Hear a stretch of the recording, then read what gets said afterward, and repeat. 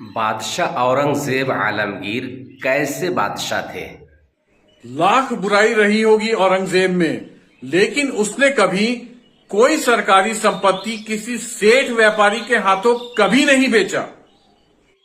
बाबर लुटेरा था, हुमायूं लुटेरा था, अकबर लुटेरा था, शाहजहां लुटेरा था, सब लुटेरे थे।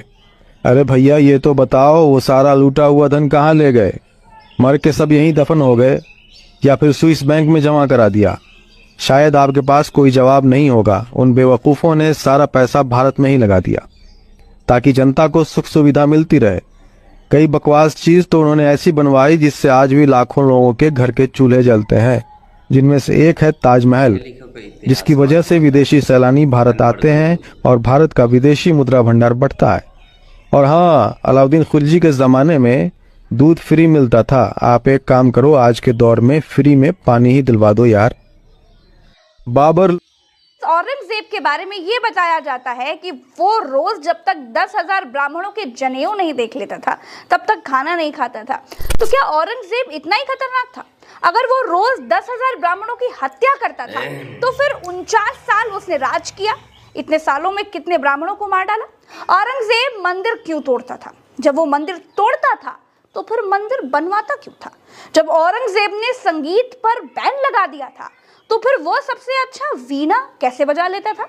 जब वो हिंदुओं पर जजिया कर लगाता था तो फिर उसके सेनापति राजपूत कैसे थे? एक और बात है, जो लोग कहते हैं कि औरंगजेब मंदिर तोड़कर रोज 10,000 ब्राह्मणों को मारता था, तो भड़किए मत। उनसे सवाल कीजिए कि एक दिन 10,000 के हिसाब से एक साल में 36 लाख ब्राह्मण हुए और औरंगजेब ने राज किया 49 साल, तो साल में 36 लाख को निपटाता था, तो 49 साल में कितने हुए?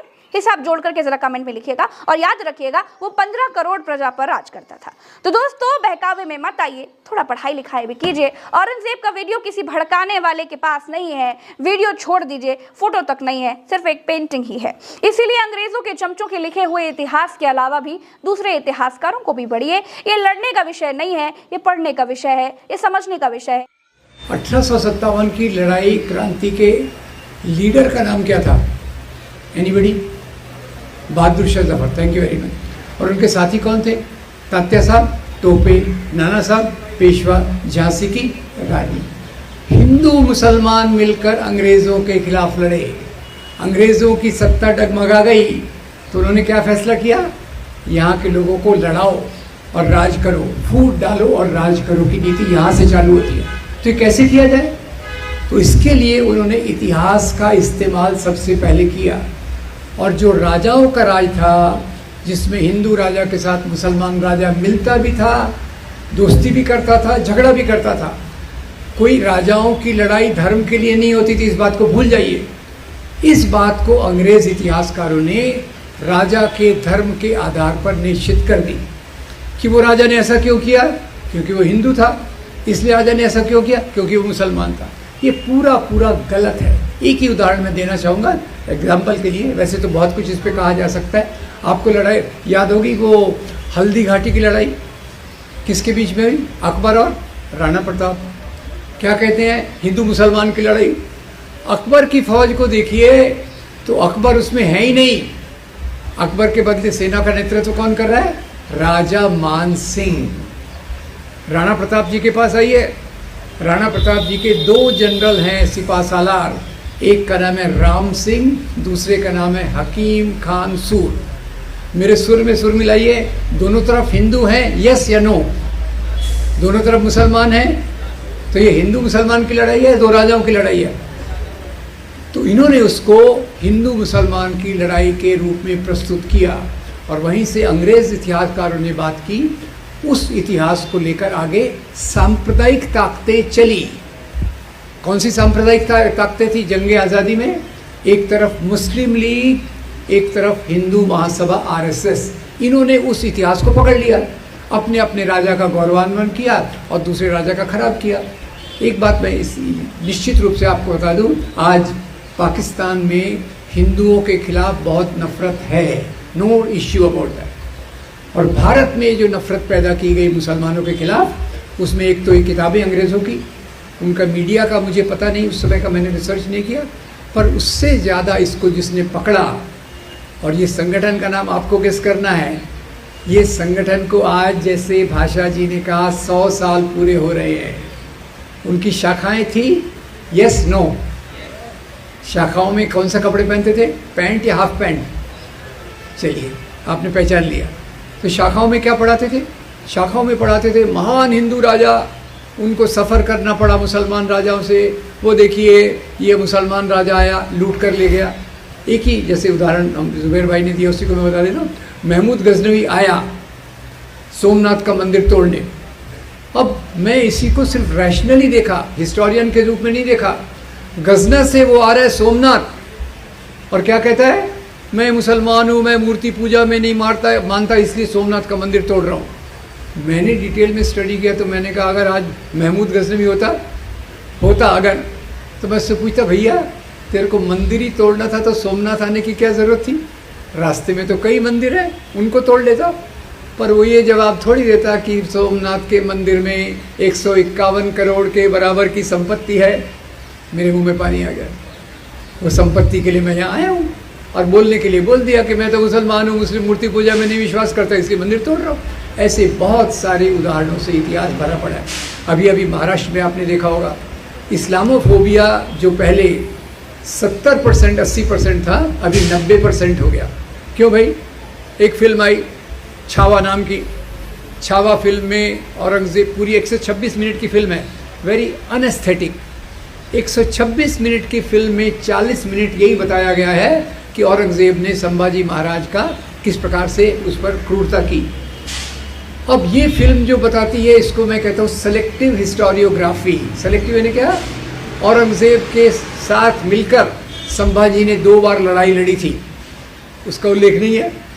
संभाजी के पुत्र शाहू महाराज ये औरंगज़ेब की कब्र पर उनको आदर प्रकट करने गए थे, और ये वही शाहू महाराज हैं जो औरंगज़ेब की कस्टडी में 19 साल तक रहे। बोलते हैं औरंगज़ेब ने तलवार की जोर पर इस्लाम फैलाया। अभी भी बोर्ड लगा हुआ है वहाँ पर, अभी भी बोर्ड लगा हुआ है, इस्लाम फैलाया। और मैं पूछता हूँ भैया, औरंगज़ेब के दरबार में 33% ऑफिसर्स हिंदू थे। जय सिंह, जसवंत सिंह और दूसरे एक तीसरे और थे। अगर उसको हिंदू बनाना ही था तो पहले उनको क्यों नहीं हिंदू बनाया? क्यों पहले वो संभाजी महाराज को मुसलमान बना, हिंदू बनाने की बात कर रहा है? ये सब जो चीज़ें ये इस्लामोफोबिया की जड़ में है। तो ये उन शाखाओं में प्रोपोगेट किया जाता है। हिंदू राजा कितना महान, कितना शक्तिशाली, मुसलमान राजा कितना क्रूर, उसमें बता देंगे संभाजी महाराज पे इस प्रकार से हुआ, शिवाजी महाराज पे उस प्रकार से हुआ। इस पर मैंने बहुत सारी, खुद के बारे में कह रहा हूँ, इस पर मैंने बहुत सारे वीडियो बनाए हैं और सिद्ध ये करने की कोशिश की है। राजा लोग धर्म के लिए राज्य नहीं करते थे, राजा लोग राज्य करते थे सत्ता और संपत्ति के लिए।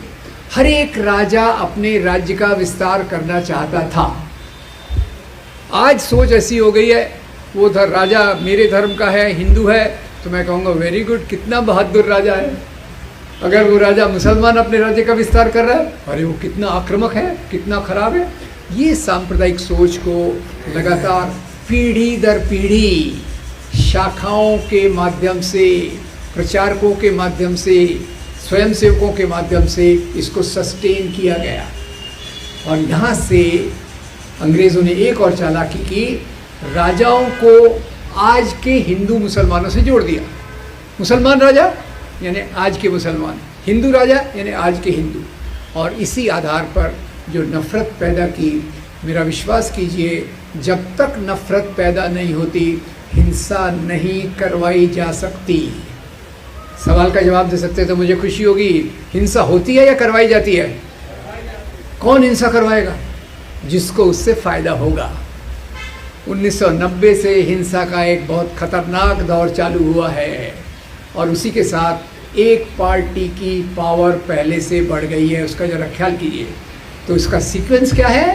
पहले गलत प्रचार करो, भ्रष्ट प्रचार करो, वन साइडेड प्रचार करो, फिर उसको चुन के आगे ले जाओ, नफ़रत फैलाओ, और फिर कोई दंगा करवाने वाला आता है तो माइनॉरिटी कम्युनिटी को घेरो, उनको मजबूर करो और दंगे करवाओ।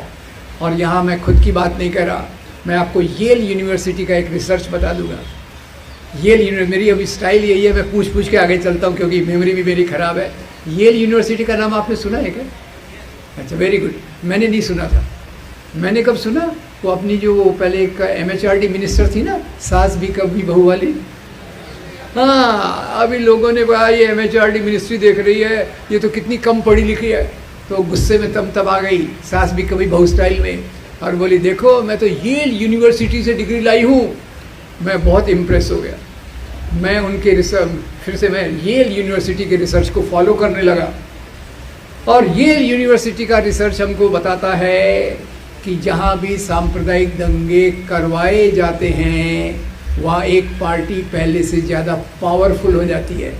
पार्टी का नाम गेस करने पर आधा कप चाय आपको पिलाई जाएगी। ठीक है, अब ये चीज़ जो बढ़ती गई तो एक तरफ से ये हिंसा का वातावरण, ये नफरत का वातावरण समाज में ऑर्गेनिक रूप से बढ़ने लगा। ये ऐसा नहीं है कि कुछ लोग उसको मानते हैं इसीलिए उसमें कर रहे हैं।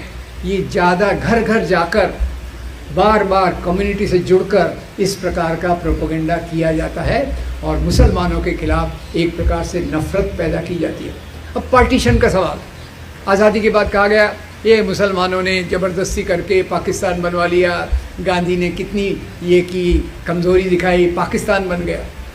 पर ये कोई नहीं कहता भाई पार्टीशन के पीछे सबसे बड़ी ताकत जो थी वो अंग्रेज़ों की डिवाइड एंड रूल पॉलिसी थी।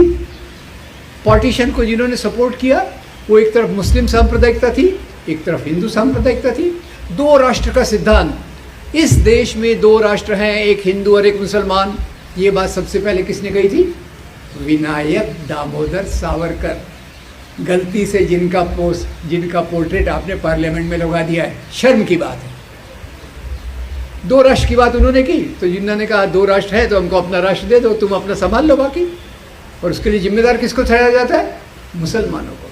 तो एक तो इतिहास के आधार पे चुन चुन कर घटनाओं को लेना, धर्म के नाम पर एक धर्म को ये बढ़ाना, ये इस्लामोफोबिया का आधार है। और उसके बाद जैसे जुबैर भाई कह रहे एक के बाद चीज़ें एक उसमें जोड़ते गए। पहले हम ये देखेंगे, अभी वो हो गया ना, गऊ हमारी माता है। गऊ हमारी माता है तो पिता कौन है? मैं कुछ नहीं कह रहा, आपने कहा होगा तो आपको माफ़ी मांगना पड़ेगा। ठीक है, गऊ हमारी माता है, उसके नाम पर 100 लिंचिंग हो गई 2019 तक। इसमें मरने वाले 90 मुसलमान और 10 दलित। तो मैं स्टडी करने लग गया भैया बीफ का मामला क्या है, गऊ पवित्र माता कैसे बन गई। तो सबसे पहले विवेकानंद की किताब पढ़ी, lectures from Almora to Chicago. उसमें स्वामी जी कहते हैं वैदिक काल में बीफ खाया जाता था। DN झा प्रोफेसर उसको कंफर्म करते हैं, वेदों में ऐसे वाक्य हैं, अथो अन्नम व्यागऊ, जिसमें गाय का ये। खैर, ये भारत के इतिहास का जो मुख्य केंद्र बिंदु है वो एक तरफ है बौद्ध धर्म के मूल्य, मानवतावाद के मूल्य, और ब्राह्मणवाद के ऊंच नीच के मूल्य। ब्राह्मणवाद कमज़ोर होने के बाद वापस आया, उसने गाय को अपना प्रतीक बना लिया। और यही प्रतीक के दौरान के लिए आज़ादी के आंदोलन में भी कुछ समस्या हुई और अभी उसको रिवाइव किया गया। याद रखिए दोस्तों, ये गाय का कोई ये उसको माता वाता नहीं मानते, दावे से कह रहा हूँ। राजस्थान में जब बीजेपी की सरकार थी, हिंगोनिया में एक गौशाला में सैकड़ों गाय भूख से, बीमारी से, कीचड़ में डूबकर मर गई। मैं बहुत व्यथित हो गया। मैंने कहा हो क्या रहा है? एक तरफ तो बोलते हैं हम गौशाला बनाएंगे, गौ की रक्षा करेंगे, दूसरी तरफ हो क्या रहा है? तो मुझे उसका जवाब मिला कि ये केवल राजनीतिक एजेंडा है। और वो कैसे पता चला आपको पता है? वो अपने एक प्रधानमंत्री थे ना जो कविताएं लिखते थे, अटल बिहारी वाजपेयी, मैं भूल जाता हूँ इसलिए पूछता, डोंट वरी। अब उनकी एक बायोग्राफी मैं पढ़ रहा था, हार नहीं मानूंगा, विजय त्रिवेदी नाम के पत्रकार ने लिखी थी। पेज 236 पे आया तो पढ़ने को मिला, एक बार अटल जी अमेरिका में लेक्चर के टूर पर थे। लेक्चर करके एक लेक्चर देने के बाद आराम से खाने का आनंद उठा रहे थे, समझ गए ना, खाने का आनंद उठा रहे थे। तो पड़ोसी ने उनके कंधे पे थपथपाया, हेलो अटल जी आप क्या कर रहे हो? आप जो खा रहे हो ये तो बीफ है, आप जो खा रहे हो ये बीफ है। अटल जी ने कहा नो प्रॉब्लम, बीफ है तो क्या हो गया, इंडियन गाय का थोड़ी है, ये तो अमेरिकन गाय का है, let's have a good time. अब ये गाय का मामला आया, फिर कितने मामले आए, जैसे जुबैर भाई ने बहुत सारांश में कहा, इसमें डिटेल में भी बात की जा सकती है कि अभी जो fall in the rate of fertility of Muslims is higher than fall in the rate of Hindus. और आज ये 2.3 या 2.4% के आसपास 2.4 चाइल्ड पर मदर है। और इसका सबसे बेहतरीन एनालिसिस हमारे जो पुराने इलेक्शन कमिश्नर थे ना, SY कुरैशी साहब की किताब में इतने अच्छे से लिया है। पर कुरैशी साहब अब ये बताने RSS के सर संघ चालक को गए, देखिए भाई मुसलमानों का फर्टिलिटी रेट तो गिर रहा है और आप क्या कहते हो कि 4 बीवियां 20 बच्चे, उनका दर तो गिर रहा है। तो भागवत जी ने सुना, ऐसा दिखाया कि वो सुना, और एक हफ्ते के बाद भाषण में कहा ये जनसंख्या में जो असंतुलन इम्बैलेंस है इसको ठीक करना चाहिए। तो इतने चालाक व्यक्ति ताकत के साथ आप राज कर रहे हैं। फिर लव जिहाद का मामला आया। अब मैं तो काफ़ी बूढ़ा हो गया हूँ, पर एक समय बात करते थे प्यार कोई सीमाएं नहीं देखता, धर्म की, जाति की, देश की, शहर की, गांव की, उस समय हम याद करते थे, फिर से याद आ रहा है। अब ये सवाल जो इस्लामोफोबिया का है, मेरे पहले के मित्रों ने बहुत अच्छे से बताया, इसका बढ़ते मेरा मेडिकल बैकग्राउंड भी है, सॉरी खुद के बारे में बता रहा हूँ, तो इसकी तुलना केवल कैंसर से की जा सकती है। आशुतोष जी ने बोला, मैं इसी को ये कर रहा हूँ, कैंसर से क्यों की जा सकती है? कैंसर शुरू में होता है ग्रेड 1 इलाज कर सकते, ग्रेड 2 इलाज कर सकते, 3 में संभावना है, 4 में बहुत डिफ़िकल्ट हो जाता है। और वो ग्रेड 4 में ये कैंसर आ गया। इसका उदाहरण मैं बताता हूँ अभी बम्बई से। बम्बई में भगवान राम की शोभा यात्रा निकाली गई। अभी तक क्या था? तलवार, हथियार, ये सब लेकर चलना। इस बार डीजे और डीजे, अश्लील गाने, वल्गर सॉन्ग्स, रामनवमी का उत्सव, और उस पर वल्गर सॉन्ग्स ये कर रहे हैं। और फिर दूसरी तरफ से, ये भी मेरा एक फेवरेट टॉपिक है, हमारे यहाँ बाबा लोग बहुत होते हैं। बाबा 25-26 साल के भी उम्र के कभी बाबा बन गए, तो अभी वो हिंदू गांव बनाने जा रहे हैं। तो किसी ने मजाक में कहा, भैया हिंदू गांव तो बना रहे हो, पर वहाँ एक मस्जिद भी बनाना। क्यों? नहीं तो रामनवमी और उत्सवों पे लोग जाके नाचेंगे कहाँ? आजकल मंदिर के सामने तो कोई नाचता नहीं है, तो एक मस्जिद भी वहाँ आप बना लेना। तो इतनी गैर संवैधानिक बातें हो रही हैं। और एक बात और जो अभी तक चर्चा में नहीं आई, इस्लामोफोबिया को पिछले 30 साल में ज़्यादा हवा मिली है।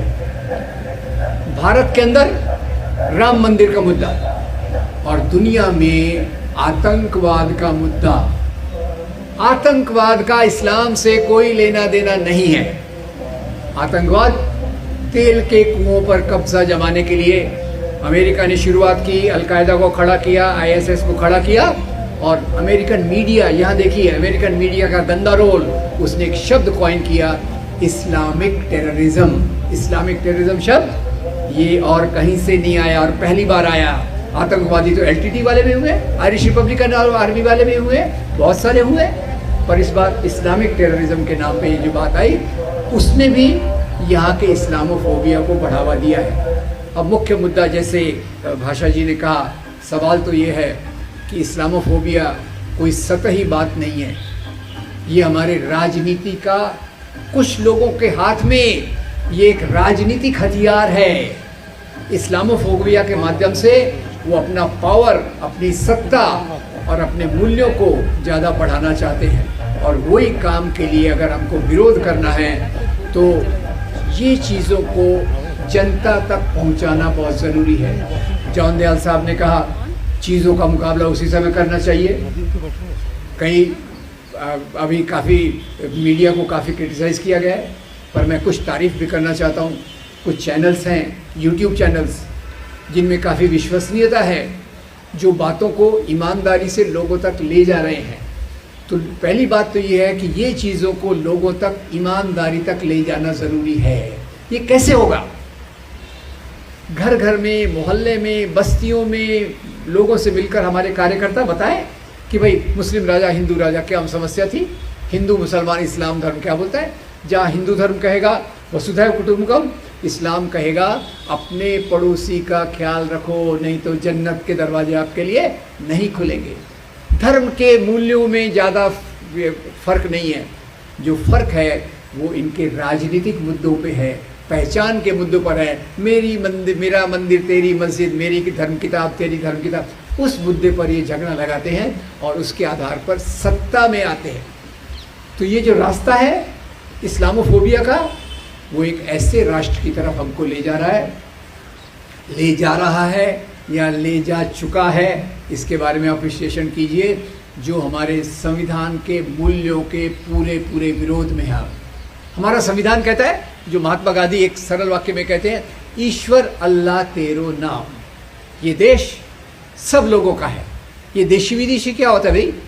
15 अगस्त 1947 के पहले इस समय क्या देश की बाउंड्री थी?